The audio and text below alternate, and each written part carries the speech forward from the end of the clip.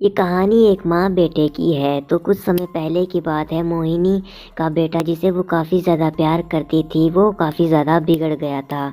इसके लिए उसको सही राह पर लाने के लिए मोहिनी काफ़ी कुछ कर चुकी थी, लेकिन वो नहीं सुधरा था। वह यह सोच ही रही होती है कि इतनी देर में वहाँ पर राकेश आ जाता है और गुस्से में आकर बोलता है कि मम्मी, मैं बाहर जा रहा हूँ और मैं अब बहुत अपने दोस्तों से मिलने के लिए जा रहा हूँ। मुझे कुछ समय लगेगा, मैं थोड़े टाइम बाद वापस आ जाऊँगा। अरे बेटा, तू अभी तो आया है और इतनी जल्दी चला जाएगा, ऐसे कैसे होगा। ये सुनकर राकेश को काफी ज्यादा गुस्सा आ जाता है और वो मोहिनी की पूरी बात सुने बिना ही घर से चला जाता है।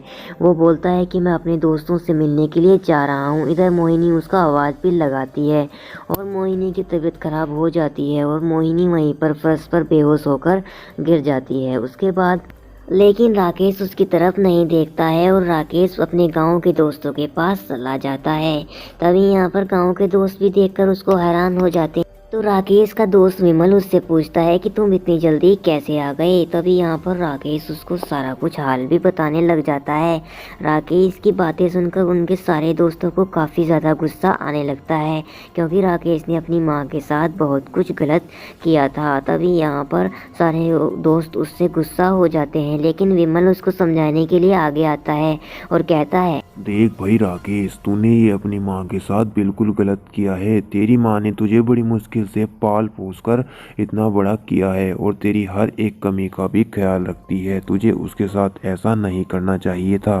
अब अपने दोस्तों से ऐसी बातें सुनकर अपनी भूल पर राकेश को भी पश्चाताप होने लगता है और वो अपने घर की साइड को देखकर बोलता है कि अरे, मेरी माँ तो घर पर अकेली होगी, मुझे उसके पास जाना चाहिए। इतना कहकर वो अपने घर की ओर को दौड़ लेता है।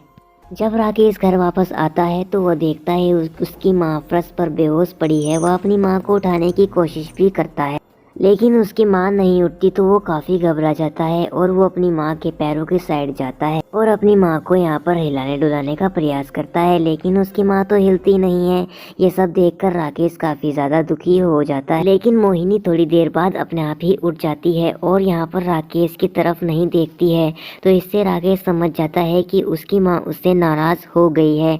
तभी अचानक मोहिनी चलने लग जाती है। मोहिनी दौड़ती हुई घर के बाहर जाती है और कहती है, मैं अब तुम्हारे साथ नहीं रहूंगी, तुम अब किसी और के साथ रह लो। अपनी माँ की ये बात सुनकर राकेश भी काफी ज्यादा दुखी हो जाता है और कहता है, अरे माँ, मुझे बस इस बार माफ कर दो, मैं आपके पैर छूता हूँ, मुझे सिर्फ इस बार माफ कर दो, आइंदा से मैं ऐसा नहीं करूँगा।